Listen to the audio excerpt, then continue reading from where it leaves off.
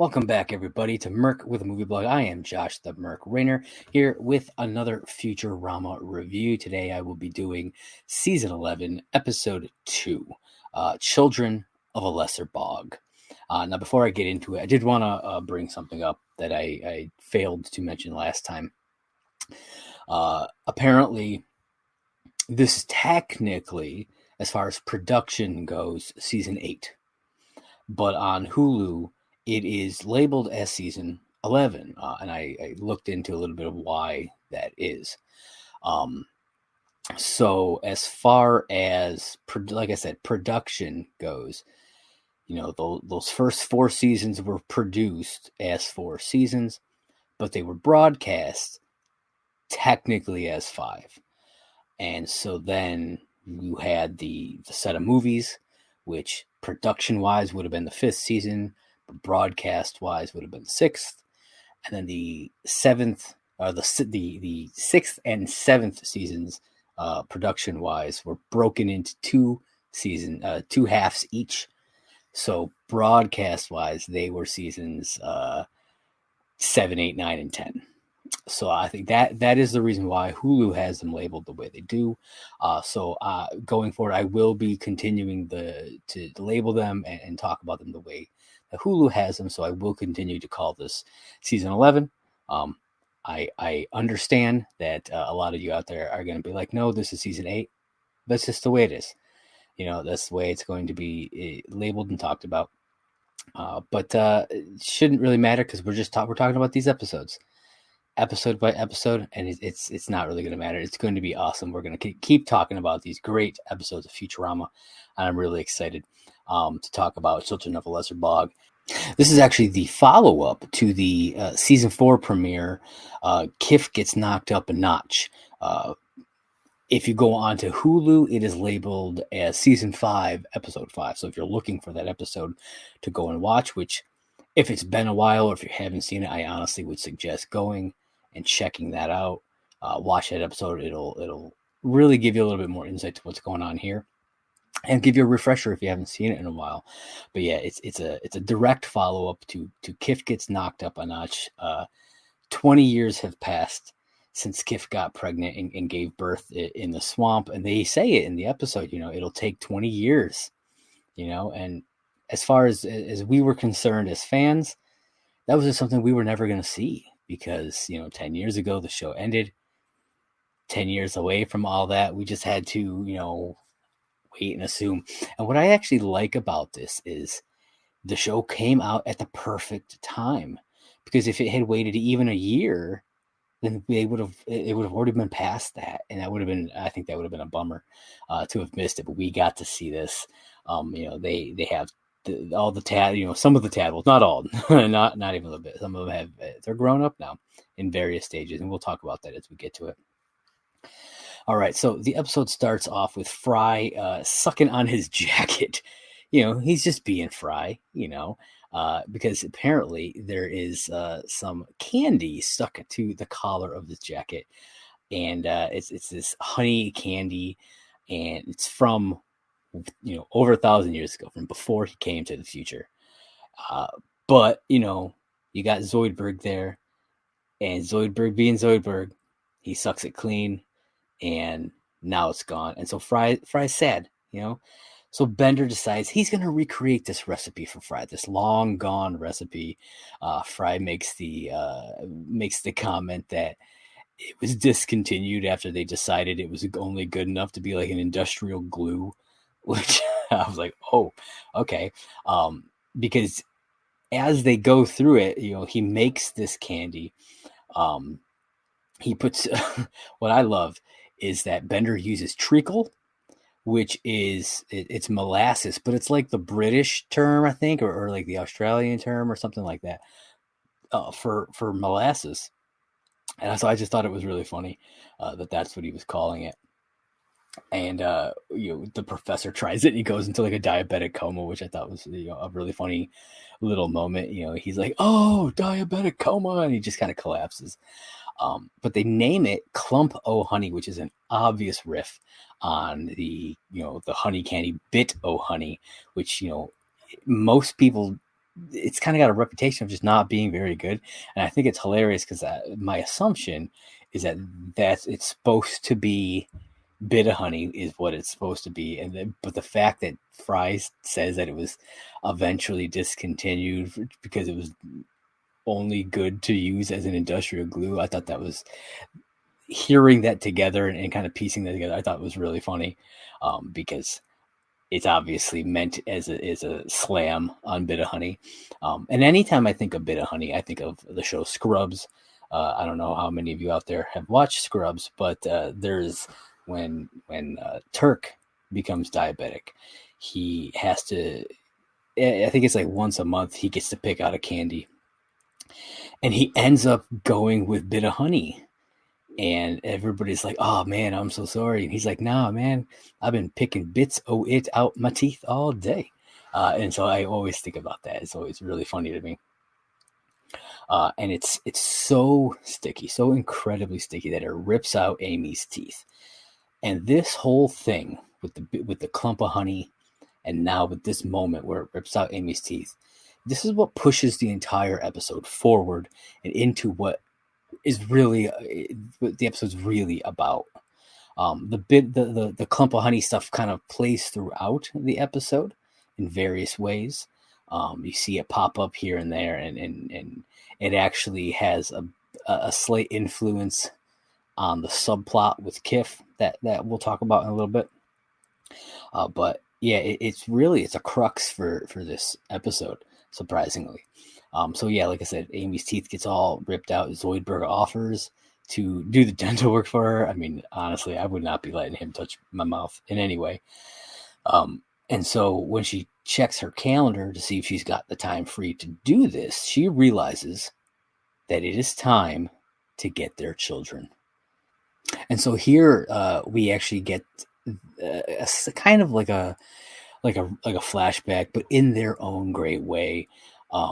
They had video footage of the moment of Kif's births, and they just re-show the clip from the episode that I mentioned earlier.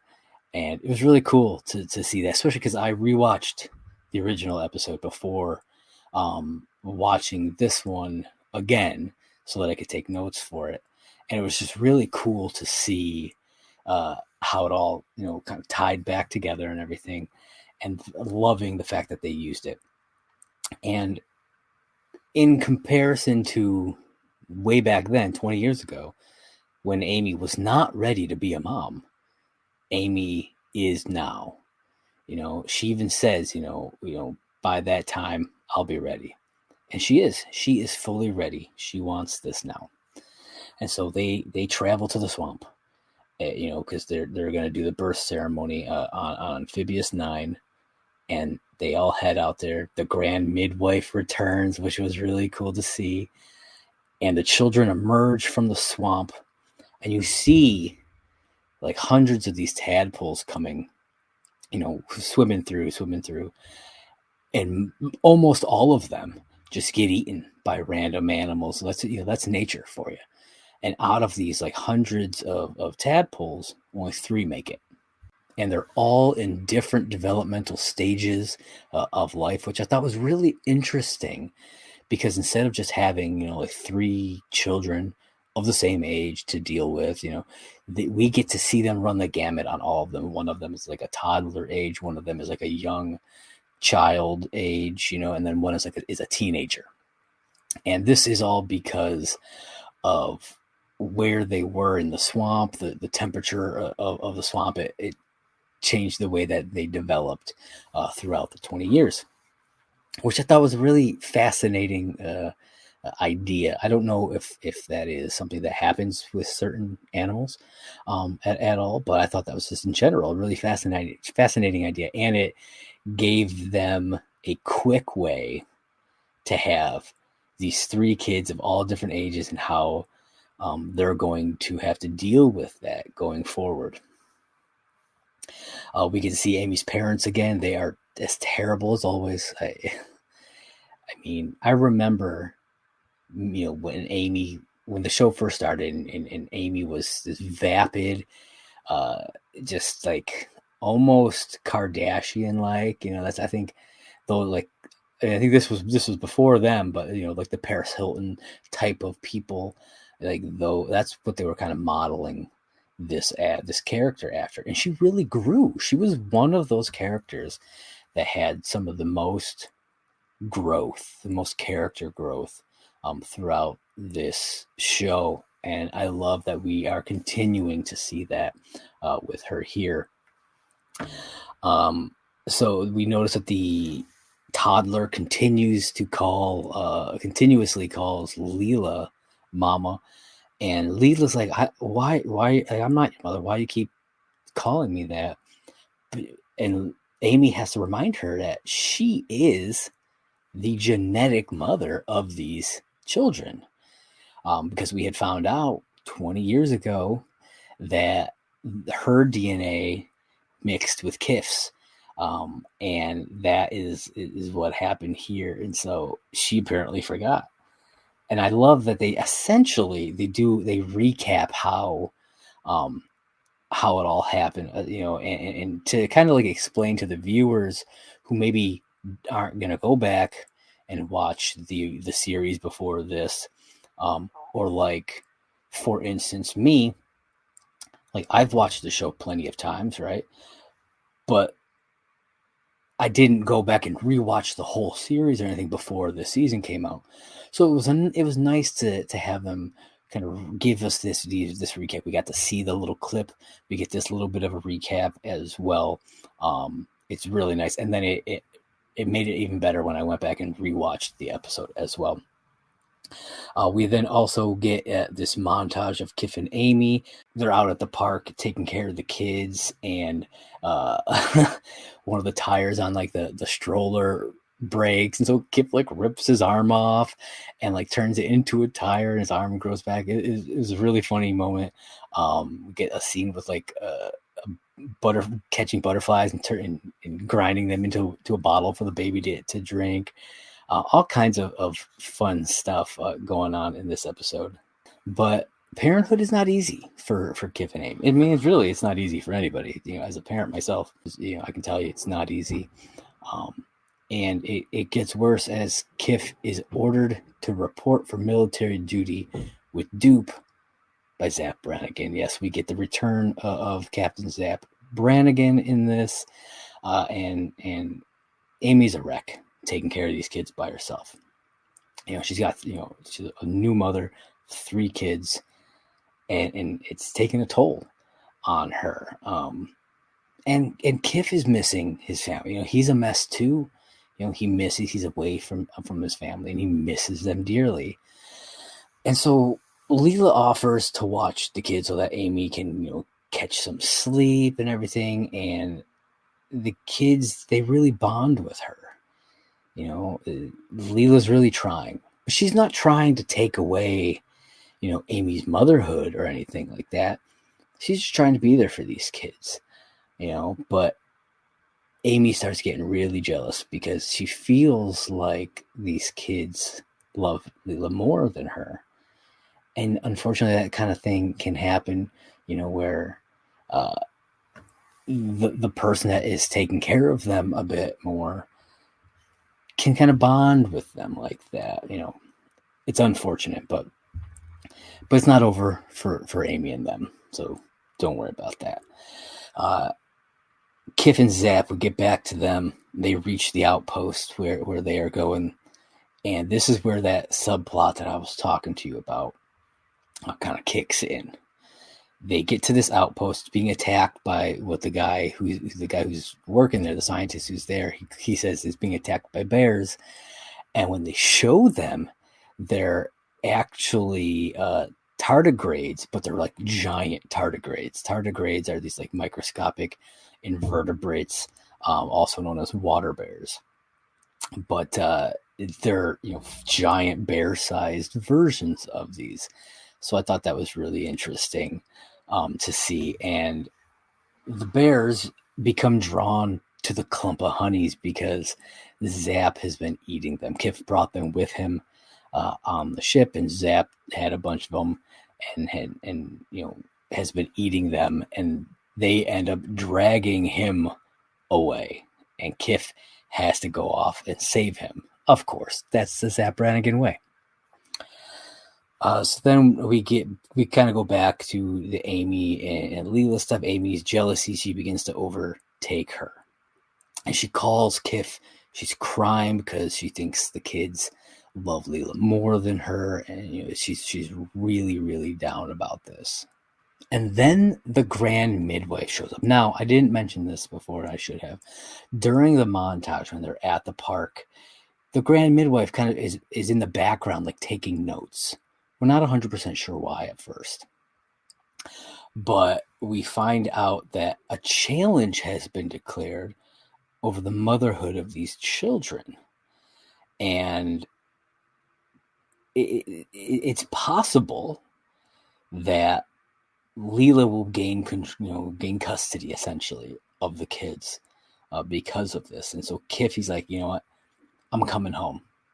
And Kif gets real badass here, man. He picks up the ray gun and he just takes out a bunch of these bears to save Zapp, to save Zapp's life, and to get home to his family, And so we end up learning that Amy contributed no DNA whatsoever to these kids. We thought it was, like the majority was Leela. That's what we were under the assumption of. But apparently none from Amy at all. There was apparently trace amounts from Scruffy. We got to see Scruffy in this, and in his amazing Scruffy way, he says something to the effect of Scruffy's DNA gets around. It's hilarious, and I love that they brought that character back. It's fantastic.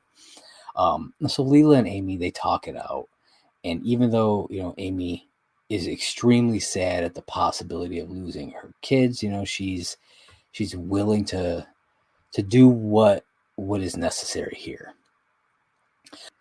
And then, as kind of like a mirror to the original episode, which I thought this was fantastic, a fantastic way to do this. In the original episode, Kif went to the swamp. Amy was having second thoughts, and she didn't go with them. Like, she wasn't at the swamp at first. And then at the last minute, she shows up to see the birth of their children and to see them as tadpoles and going off into the swamp. Well, they mirror this by having Amy there with the kids and Kif not. Kif is not there. And then he shows up at the last minute, So I thought that was really, really nice way to, especially, I didn't catch it the first time because I didn't think about it. I didn't remember that. But watching the episodes back to back, I got to see that dichotomy, and it was really cool. So I really recommend watching these episodes back to back.